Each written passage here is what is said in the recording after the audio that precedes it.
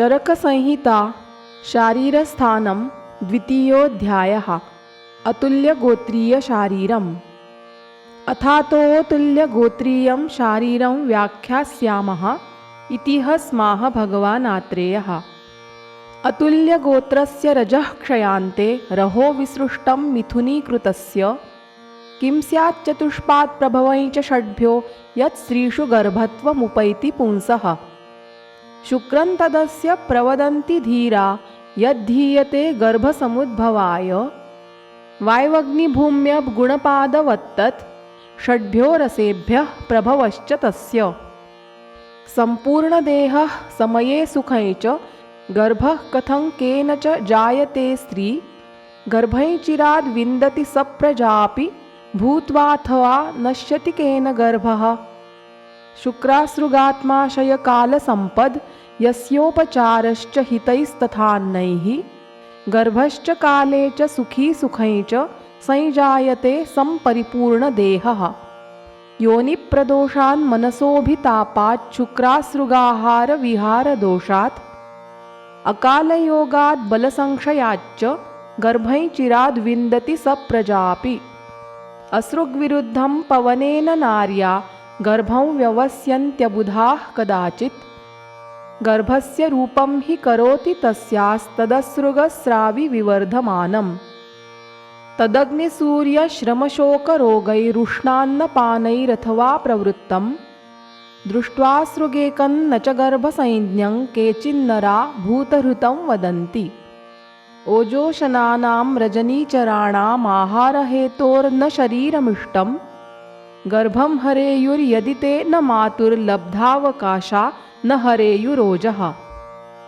कन्यासुतं वा सहितौ पृथग्वा सुतौ सुते वा तनयान् बहून् वा कस्मात् प्रसूते सुचिरेण गर्भमेकोऽभिवृद्धिः च यमेभ्युपैति।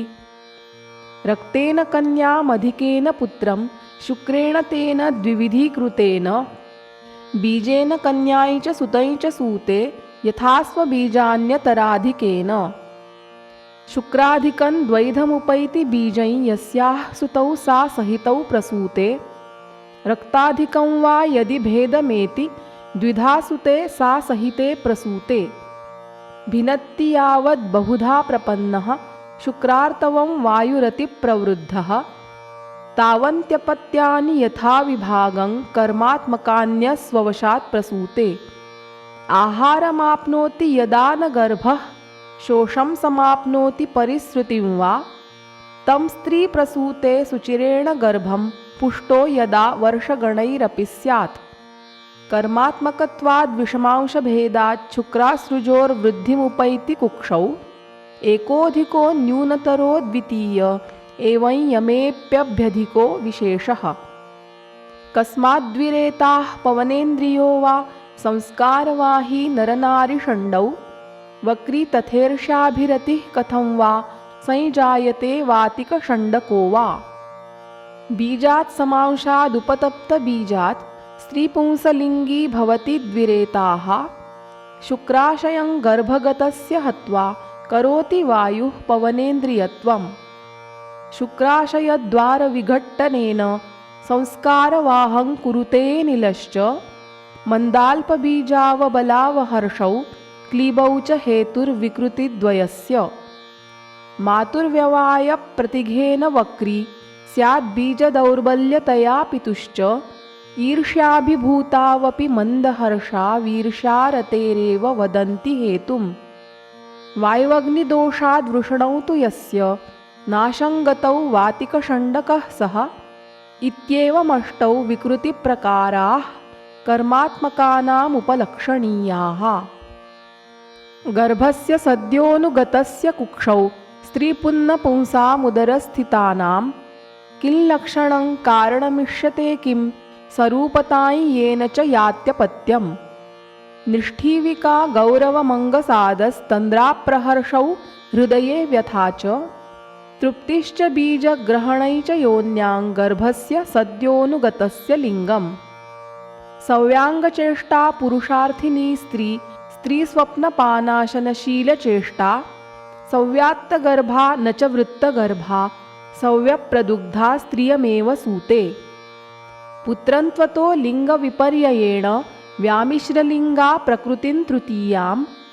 गर्भोपपत्तौ तु मनः स्त्रियायै जन्तुं व्रजेत् तत्सदृशं प्रसूते। गर्भस्य चत्वारि चतुर्विधानि भूतानि मातापितृसम्भवानि। आहारजान्यात्मकृतानि चैव सर्वस्य सर्वाणि भवन्ति देहे। तेषां विशेषात् बलवन्ति यानि भवन्ति मातापितृकर्मजानि। तानि व्यवस्येत् सदृशत्वहेतुं सत्वं यथानूकमपि व्यवस्येत्। कस्मात् प्रजां स्त्रीविकृतां प्रसूते हीनाधिकाङ्गीं विकलेन्द्रियां वा। देहात् कथं देहमुपैति चान्यमात्मा सदा कैरनुबध्यते च। बीजात्मकर्माशयकालदोषैर्मातुस्तथाहारविहारदोषैः कुर्वन्ति दोषा विविधानि दुष्टाः संस्थानवर्णेन्द्रियवैकृतानि। वर्षासु काष्ठाश्मघनाम्बुवेगास्तरोः सरित्स्रोतसि संस्थितस्य यथैव कुर्युर्विकृतिं तथैव गर्भस्य कुक्षौ नियतस्य दोषाः। भूतैश्चतुर्भिः सहितः सुसूक्ष्मैर्मनोजवो देहमुपैति देहात्। कर्मात्मकत्वान्न तु तस्य दृश्यं दिव्यं विना दर्शनमस्ति रूपम्। स सर्वगः सर्वशरीरभृच्च स विश्वकर्मा स च विश्वरूपः। स चेतनाधातुरतीन्द्रियश्च स नित्ययुक् सानुशयः स एव। रसात्ममाता पितृसम्भवानि भूतानि विद्याद् षट्च देहे।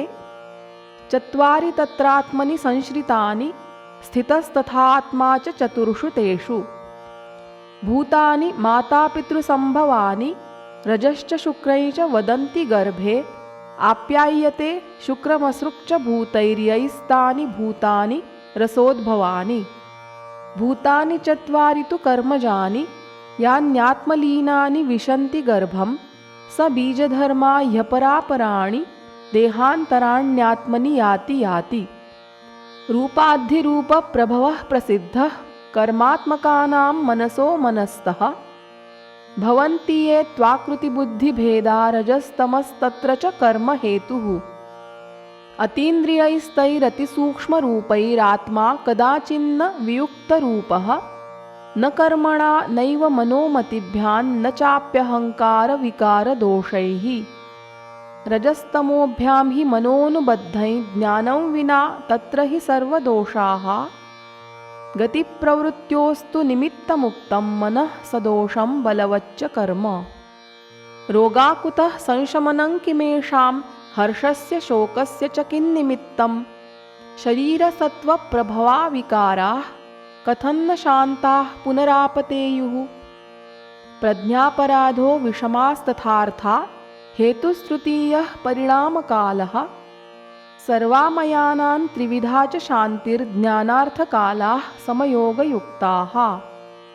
धर्म्याः क्रिया हर्षनिमित्तमुक्तास्ततोऽन्यथा शोकवशं नयन्ति। शरीरसत्त्वप्रभवास्तु रोगास्तयोरवृत्त्या न भवन्ति भूयः। रूपस्य सत्त्वस्य च सन्ततिर्या नोक्तस्तदादिर्न हि सोऽस्ति कश्चित्। तयोरवृत्तिः क्रियते पराभ्यां धृतिस्मृतिभ्यां परया धिया च। सत्याश्रये वा द्विविधे यथोक्ते पूर्वं गदेभ्यः प्रतिकर्म नित्यं। जितेन्द्रियं नानुपतन्ति रोगास्तत्कालयुक्तं यदि नास्ति दैवम्। दैवं पुरा यत् कृतमुच्यते तत्पौरुषं यत्विह कर्म दृष्टं। प्रवृत्तिहेतुर्विषमः स दृष्टो निवृत्तिहेतुर्हि समः स एव। हैमन्तिकं दोषचयं वसन्ते प्रवाहयन् ग्रैष्मिकमभ्रकाले। घनात्यये वार्षिकमाशु सम्यक् प्राप्नोति रोगान् ऋतुजान्न जातु। नरो हिताहारविहारसेवी समीक्ष्यकारी विषयेष्वसक्तः। दाता समः सत्यपरः क्षमावान् आप्तोपसेवी च भवत्यरोगः। मतिर्वचः कर्म सुखानुबन्धं सत्वं विधेयं विशदा च बुद्धिः। ज्ञानं तपस्तत्परता च योगे यस्यास्ति तन्नानुपतन्ति रोगाः। तत्र श्लोकः इहाग्निवेशस्य महार्थयुक्तं षट्त्रिंशकं प्रश्नगणं महर्षिः अतुल्यगोत्रे भगवान् यथावन् निर्णीतवान् ज्ञानविवर्धनार्थम्। इत्यग्निवेशकृते तन्त्रे चरकप्रतिसंस्कृते शारीरस्थाने अतुल्यगोत्रीयं शारीरं नाम द्वितीयोऽध्यायः।